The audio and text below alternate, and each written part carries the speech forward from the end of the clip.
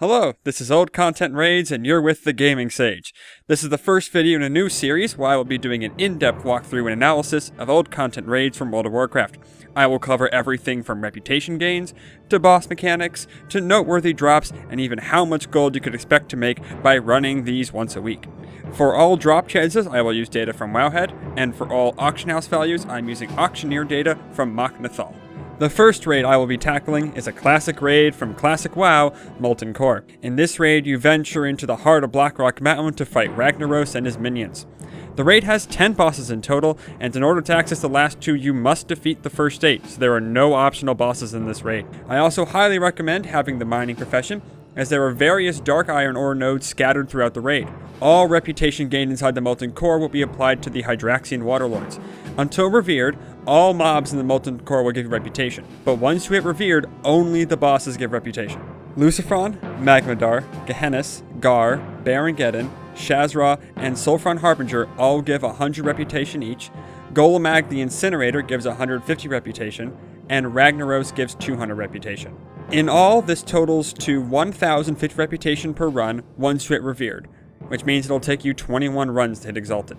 Let's talk about drops. Now, if you're soloing this, aside from the transmog sets, I'm willing to bet you're not running this for the gear. You will get lots of bind on pickup epic gear that you can vendor for 2 to 10 gold each, depending on the piece. There are also a few pieces of BOE epic gear, which could fetch you anywhere from 20 to 200 gold each on the auction house, depending on what piece you get and the current state of the auction house on your server.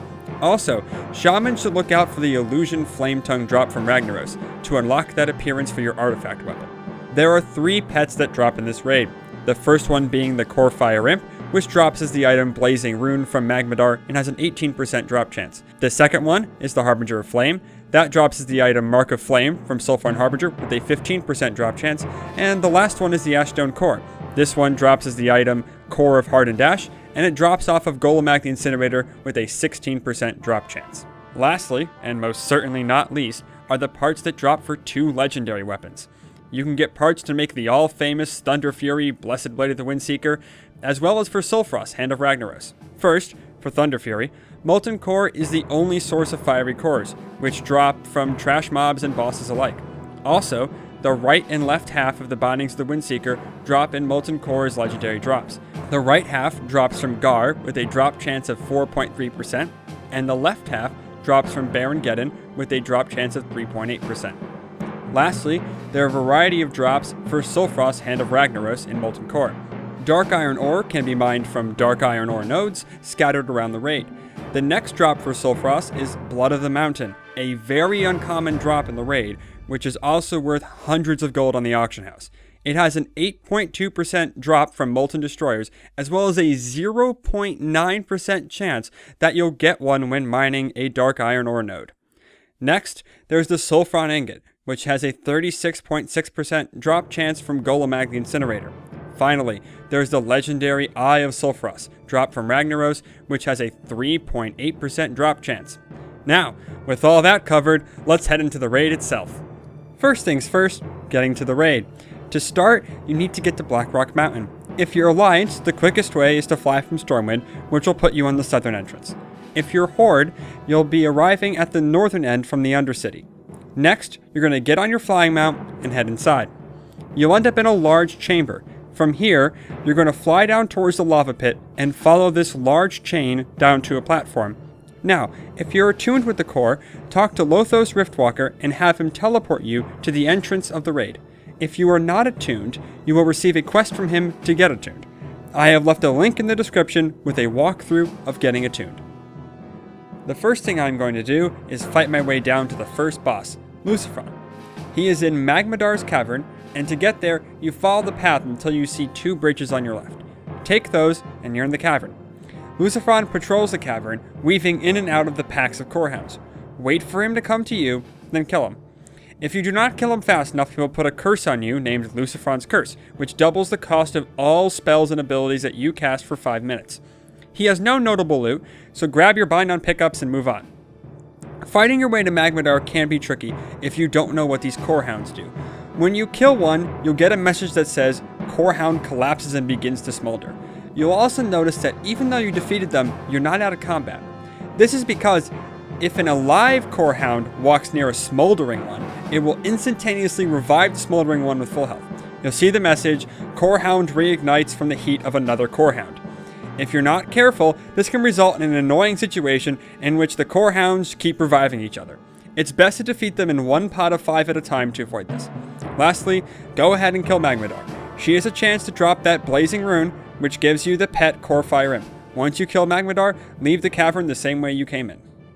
Now that you're out of Magmadar's cavern, head south towards the third boss, Gehennas. He is in an indent in the wall to your right.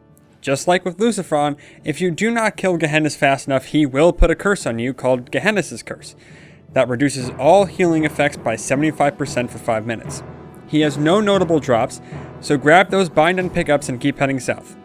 Now you'll encounter Gar, a big elemental surrounded by 8 Firesworn. He is very important, as he has a chance to drop the right half of the bindings of the Windseeker. Once you've killed and looted him, enter the tunnel to the east to reach the next pair of bosses. Once you exit the tunnel, you'll find yourself in a large room. Shazra is located at the far end of the room, and speeding around the room and up the ramp to the north is Baron Geddon. You have 2 options here. You can either wait for Baron Geddon to pass by and head over and kill Shazra first, or you can pull Baron Geddon as he speeds past you. The only ability of Baron Geddon's that you have to watch out for is Living Bomb.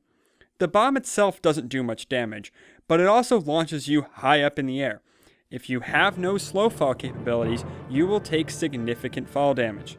Once you kill him, check his loot for the left half of the bindings of the Windseeker. Shazra has no noteworthy loot, but if you do not kill him fast enough, just like Lucifron and Gehennas, he will put a curse on you. This one is called Shazra's Curse, which will increase the magic damage you take by 100% for 5 minutes. Once both Shazra and Baron Geddon are dead, head up the ramp to the next 2 bosses. Following the ramp and the path after it will put you in Sulfuron Harbinger's boss room. Sulfuron Harbinger is joined by 4 Flamewalker priests, which will cast healing spells on him for the duration of the fight. A quick AoE spell should make short work of them. Sulfuron Harbinger has no abilities to watch out for, but he does drop the Mark of the Flame, which is used to get the Harbinger of the Flame pet. Once you've killed and looted him, head up the path that leads north and take the western fork that leads down. This will take you into Golemag the Incinerator's room. Golemag the Incinerator is flanked by 2 Core Hounds, which will not die until Golemag himself dies, so don't waste time trying to kill them. Golemag gives you more reputation than the other 8 bosses, and he also has 2 drops to look out for, the Sulfuron Ingot and the Core of Heart and Ash, which can be used to acquire the Ashstone Core pet. Once you've killed all 8 bosses, Major Domo Executus spawns and yells, "The runes of warding have been destroyed. Hunt down the infidels, my brethren." To get to him from Golemag, you're going to take the eastern path that leads up. You'll arrive on a platform with Major Domo Executus, 4 Flamewalker healers, and 4 Flamewalker elites. Major Domo Executus does not die. If you get him down to 1 health, he will simply refill back to max health. To defeat him, you have to kill the 4 healers and the 4 elites. Once you do, he'll yell, "Stay your attack, mortals! I submit! I submit!" At this point, he'll turn friendly, the Catch of the Firelord will spawn, which contains the loot of the boss fight, and Major Domo Executus will teleport away as he tells you to meet him in Ragnaros' lair. Major Domo Executus gives no reputation, and has no notable loot. The only reason to kill him is because if you don't, the final boss Ragnaros will not spawn. Now you have to head all the way back across the raid to Ragnaros' lair. Head back towards the 3rd boss, Gehennas, but right before you reach him there will be a path that leads east, deeper into the core. Following that path takes you into Ragnaros' lair. You could either follow the spiral path, or hop through the lava. The lava does 10% of your health every few seconds, but if you're quick enough, you should be fine.